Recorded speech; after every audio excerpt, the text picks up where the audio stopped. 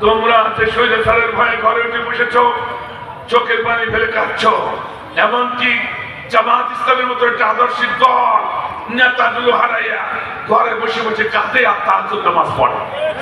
কথা বলে না কেন?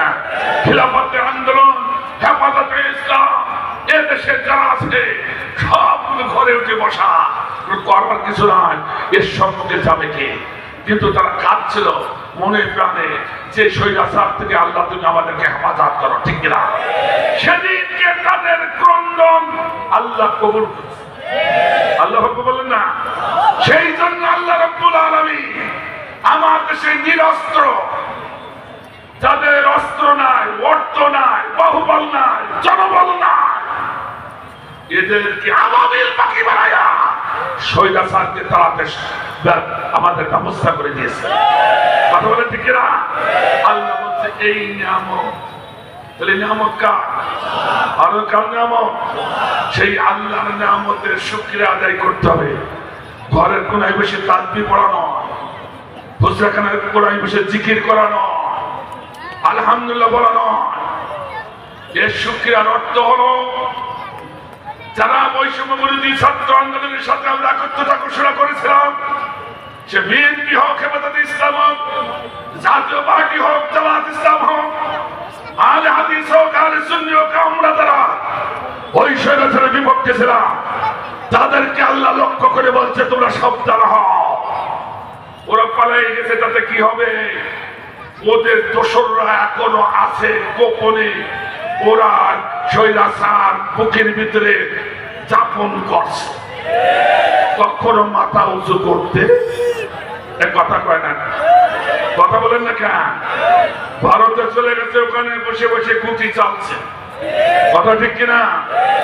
আমার আল্লাহ বলছে লাইন শাকারতুম লাযীদান্নাকুম।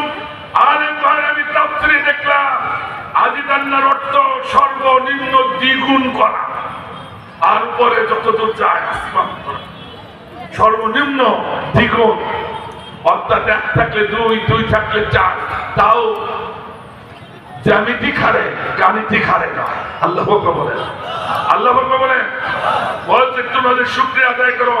তার অর্থ হলো ওই স্বৈরাচার আবার নতুন করে মাথা উঁচু করতে পারে।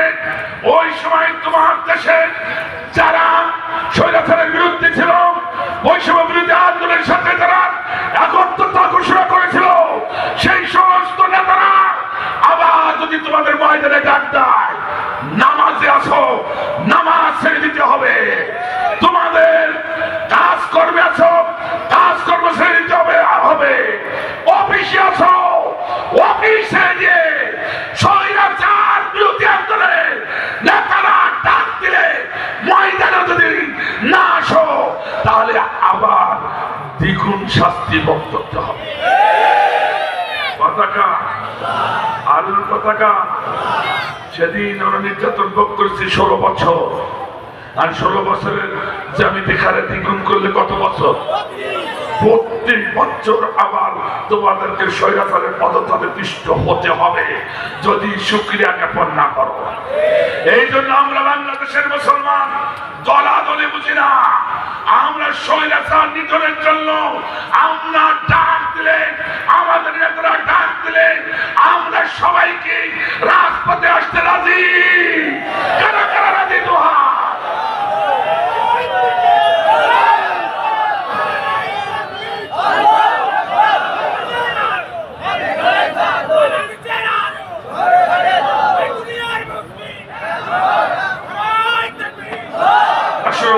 আমার ভাই জাহান ভূমিকায় এই কথাটুকু না বললে নয়, তাই বলতে হয়েছে। আর একটি কথা না বললে নয়, নাহলে তাফসীর হক আদায় হবে। সেটা হচ্ছে স্বৈরাচার কি দেশে এখনো আছে? যদি না থাকবে তাহলে ওই যে আইনজীবী চট্টগ্রামের সাইফুল ইসলামকে কারা মারল? কথা বলেননি? 2 জন ক্ষতি গুম হয়ে গেল, একজনকে পঞ্চগড়ের সিকিউরিটি উলঙ্গ অবস্থায় পেয়ে গেল। তথ্য বেরিয়ে এসলো। আমার হিন্দু ভাইরা রাগ করেন না, সকল হিন্দু ভাইদের বলছি না, হিন্দু ভাইদের শ্রদ্ধা রেখে কথা বলছি, কারণ আমাদের মুসলমানের ভিতরে যেমন কিছু কুলাঙ্গার আছে, হিন্দুদের ভিতরেও কিছু কুলাঙ্গার আছে। তাই সেই কুলাঙ্গার জঙ্গি বাহিনীর নাম হলো ইসকন। ঠিক না? বাইতুল মুকাররম থেকে প্রতিটা মসজিদে মসজিদে ইসকনের বিরুদ্ধে বিক্ষোভ হয়েছে এবং বর্তমান সরকারের কাছে দাবি করা হয়েছে অনতি বিলম্বে বাংলাদেশে এই হিন্দু জঙ্গিবাদ ইসলামকে নিষিদ্ধ করা হোক। ওরা 3টি বিষয় নিয়ে নেমেছে। কয়টা? মুখস্থ রাখুন কয়টা? এই 3টি বিষয় নিয়ে ওরা ময়দানে নেমেছে, কিন্তু তা অত তাড়াতাড়ি হবে না। আর অন্যগুলো সাকসেস হয়নি, এটাও হবে না। এর পিছনে আছে স্বৈরাচার। প্রথম হচ্ছে মুসলমান যুবক সেজে মুসলমানের নাম দিয়ে মুসলমান যুবকের সাথে মিলেমিশে মুসলমানদের ডাইভার করে নেওয়া।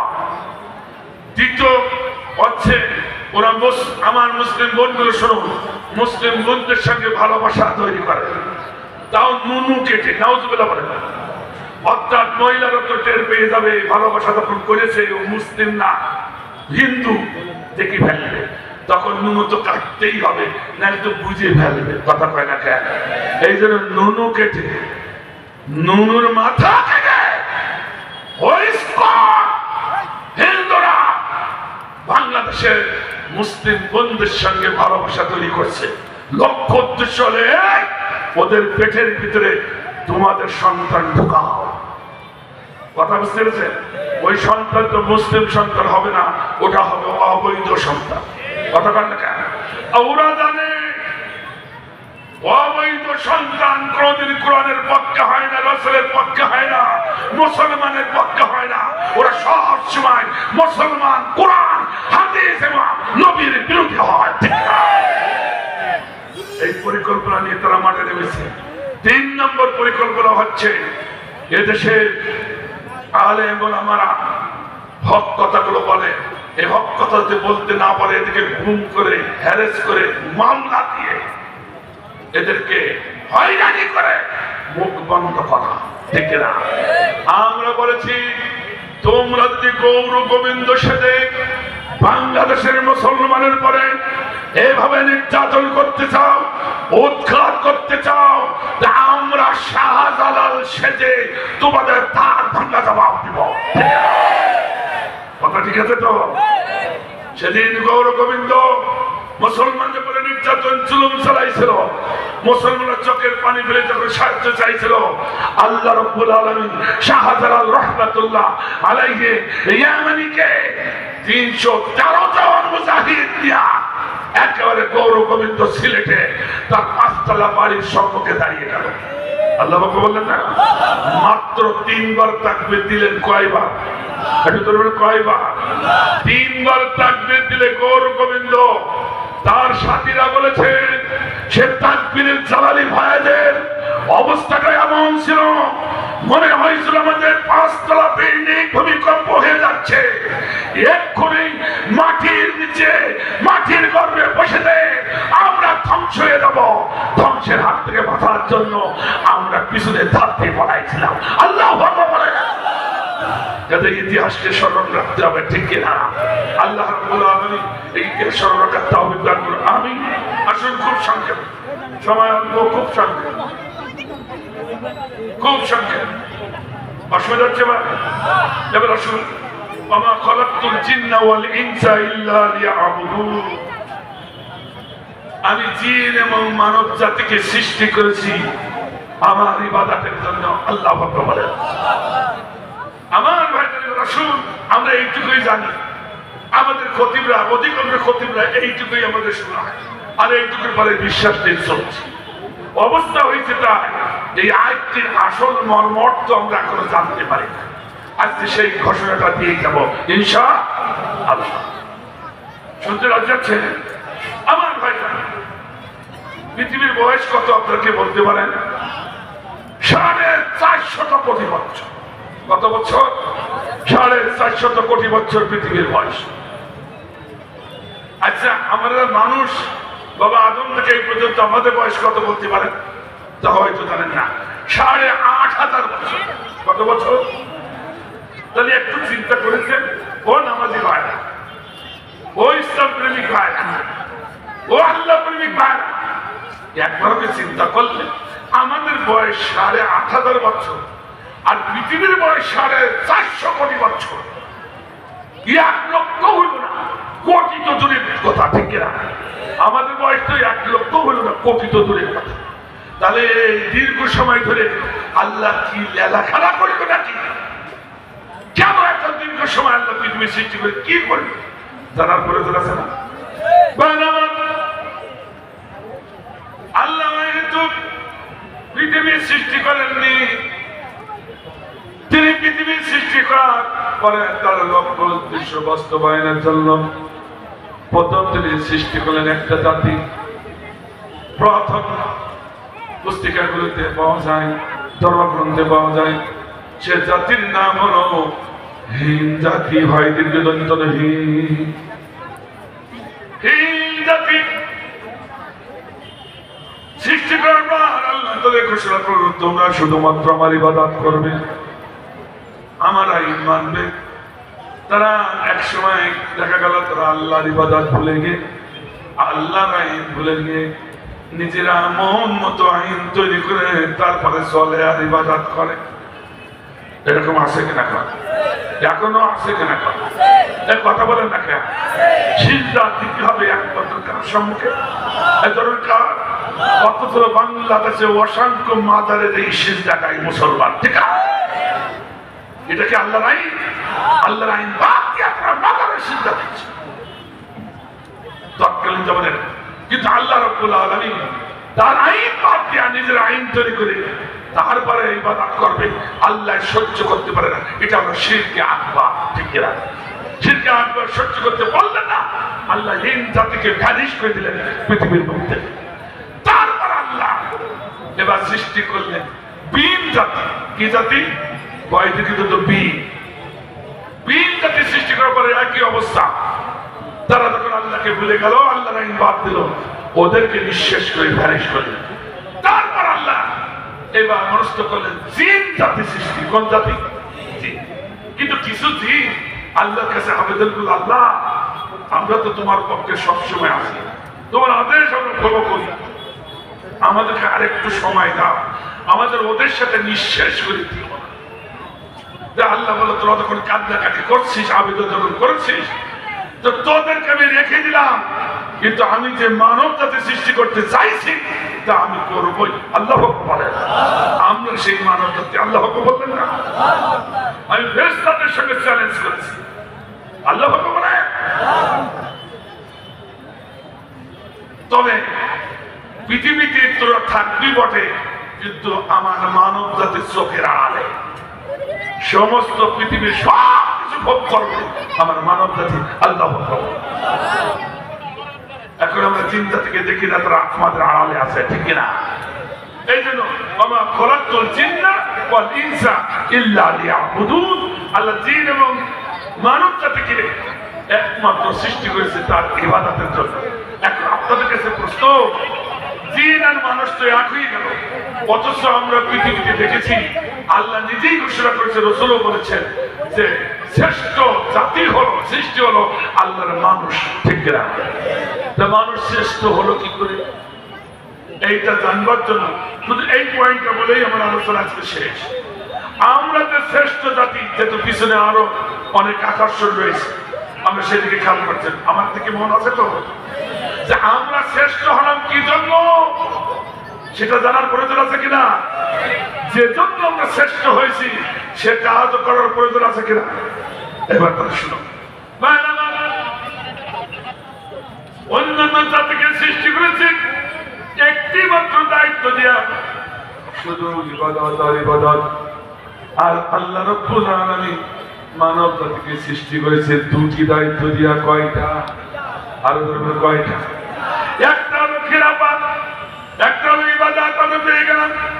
2 নম্বর হলো সূরাতুল বাকারা 30 নম্বর আয়াত। আপনি খুলে দেখুন, আল্লাহ বলছেন ইন্নী জাইলুন ফিল আরদি খলিফা। আল্লাহ বলেন মানুষকে সৃষ্টি করেছি আমার প্রতিনিধিত্ব করার জন্য পৃথিবীতে। আল্লাহ বলেন আমরা কার প্রতিনিধি? একটু জোরে বলেন কার প্রতিনিধি? আর একটু জোরে বলেন কার প্রতিনিধি? মানুষকে দুটি দায়িত্বে সৃষ্টি করা, একটা হচ্ছে ইবাদত আর একটা হচ্ছে কি খেলাফত। আল্লাহ বললেন না। কিন্তু আমরা এতদিন স্বৈরাচারের ভয়ে শুধু ইবাদতের কথা বলেছি, খিলাফতের কথা বলতে পারি নাই। এক কথা কয় না কেন? আচ্ছা ইবাদত করা ফরজ, খিলাফত মানা কি নফল নাকি? কথা কয় না, কথা কয় না। দুইটা যদি আল্লাহর হুকুম হয় তাহলে দুইটা কি? একটা কি অস্বীকার করা যাবে? তাহলে আমরা অনেকেই অস্বীকার করে চলেছি। সেইটা দেখাবার জন্য চোখে গুতাইয়া গুতাইয়া কানে শীত ঢুকাইয়া ঢুকাইয়া শোনাবো, শুনে যা ভাই আমার শুনুন। তার আগে যে মানুষ শ্রেষ্ঠ বলে হুজুর এই কথা তো মানতে পারলাম না। এখন যদি জিন জাতিকে বলে, জিন জাতির নেতা যদি বলে ও জিন তুমি বুড়ো জিন তুমি যাও, এখানে যত ক্যামেরা আছে, যত মানুষ আছে, যত প্যান্ডেল আছে, কলারা তাফসীর মাহফিল কমিটিরা যত বড় প্যান্ডেল করেছে, গেট করেছে, সমস্ত গেট প্যান্ডেল ক্যামেরা মানুষ সহ একবারে সবগুলো উড়াইয়া নিয়ে নদীতে ফেলে দাও। দিনের কোন সর্দার তার এক কর্মীকে কথা বললে একজন কর্মী এসে আমাদেরকে উড়াই নিয়ে নদীতে ফেলতে সক্ষম, ঠিক কিনা? কিন্তু একজন মানুষকে যদি বলা হয়, নেতা যদি বলে ও মানুষ তুমি যাও সবগুলো উড়াইয়া নিয়ে নদীতে ফেলে দাও, তাকে পারবে? তাহলে তো জিন জাতি শক্তিশালী শ্রেষ্ঠ না। তার একখানা প্রমাণ দেন যখন আমার ভাইরা হযরত দাউদ আলাইহিস সালাম তিনি খিলাফতি দায়িত্ব পালন করেছেন এবং ইবাদত করেছেন। হযরত সুলাইমান আলাইহিস সালাম তিনিও খিলাফতি দায়িত্ব পালন করেছেন এবং ইবাদত করেছেন, ঠিক না? হযরত সুলাইমান আলাইহিস সালাম শুধু মানুষের নেতৃত্ব দিতেন না, সমস্ত সৃষ্টির নেতৃত্ব দিতেন। হঠাৎ করে তিনি পার্লামেন্টে হাজিরা নিচ্ছেন, হাজিরা নিতে যেয়ে দেখেন হুদহুদ পাখি অনুপস্থিত। আমি বিলকিস রানীর ঘটনা বলার জন্য আসি নাই, শুধু এখান থেকে একটি কথা টেনে নিয়ে বোঝাতে চাই মানুষ যে শ্রেষ্ঠ কিনা একটু শুনিয়ে নেন। হুদহুদ পাখি অনুপস্থিত। সঙ্গে সুলাইমান আলাইহিস সালাম ওই পার্লামেন্টে ঘোষণা করলেন, সঙ্গে সঙ্গে রায় ঘোষণা করলেন হুদহুদ পাখির অনুপস্থিতির কারণ যদি যথার্থ কারণ দেখাতে না পারে তাকে সেল দিয়ে খণ্ড করে দেওয়া হবে। এই ঘোষণা, এই রায় জারি করার পর সঙ্গে সঙ্গে সবগুলোকে এবার বললো যাও হুদহুদ পাখির কোথাও পেলে তাকে ধরে নিয়ে এসো। হুদহুদ পাখির সাথীরা কিছু দূর যেই থেকে হুদহুদ পাখি আসতেছে, ভাই একটু দাঁড়াও। কেন? শোনো না, না তো আমার দেশের প্রেসিডেন্ট গোটা বিশ্বে রাজত্ব তিনি করছেন। হযরত সুলাইমান আলাইহিস সালাম তোমার অনুপস্থিতির কারণে বলেছে যথার্থ কারণ দেখাতে না পারলে তোমাকে দ্বিখণ্ড করে ফেলবে। এই ঘোষণা কিন্তু হয়ে গেছে। আর সুলাইমান যেটা বলে তা করে ছাড়ে। আল্লাহু আকবার, আল্লাহু আকবার। অন্যায় যখনই করেছে রায় তখন ঠিক না। আর আমার দেশের সালমান শাহ বুঝেছে এখান থেকে 33 বছর আগে, এখন তা আস্তে আস্তে রায়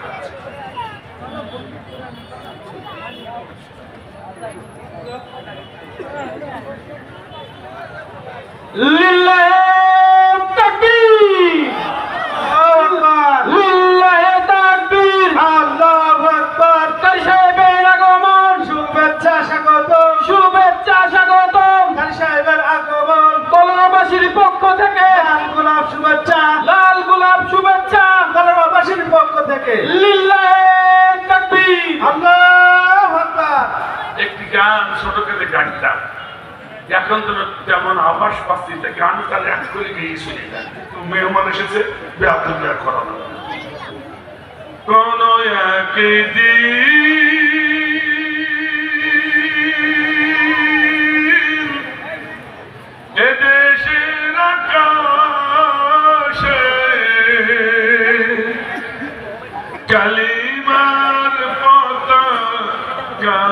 দুলবে সেদিন সবাই আল্লাহর বিধান পেয়ে দুঃখ বেদনা ভুলবে ঠিক না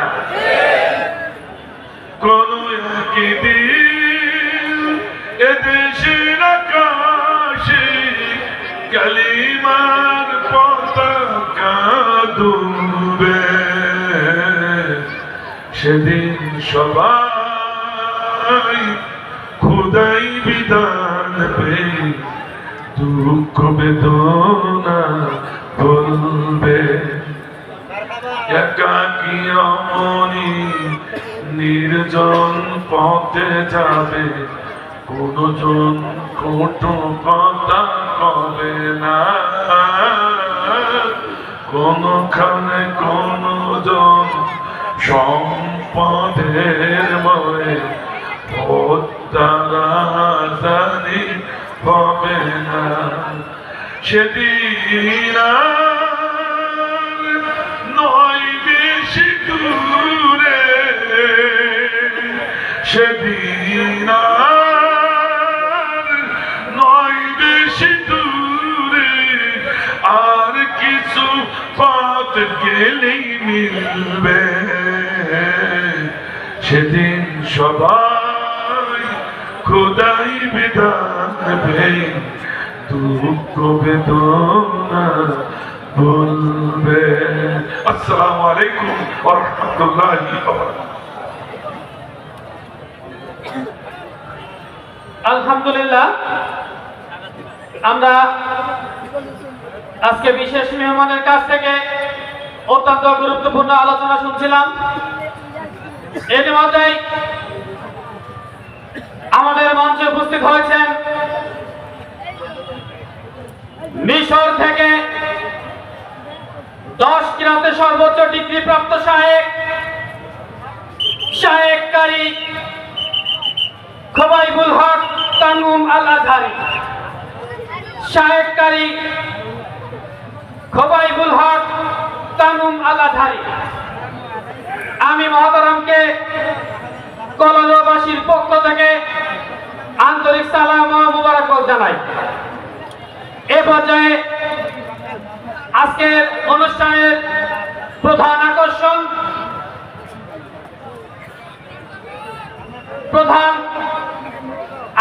মহোদয়কে ব্যাস পরিয়ে বরণ করে নিচ্ছেন আজকের মাহফিলের সম্মানিত সভাপতি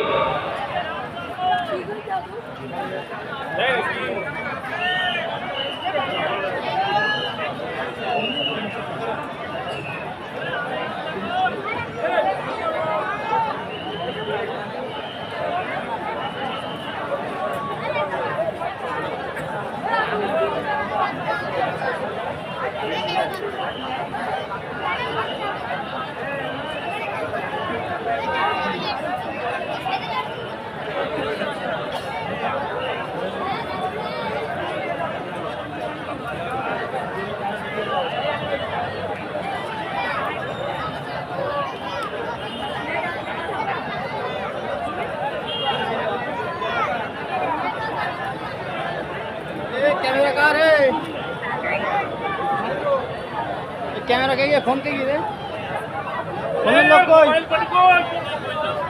फोन लोग तेरा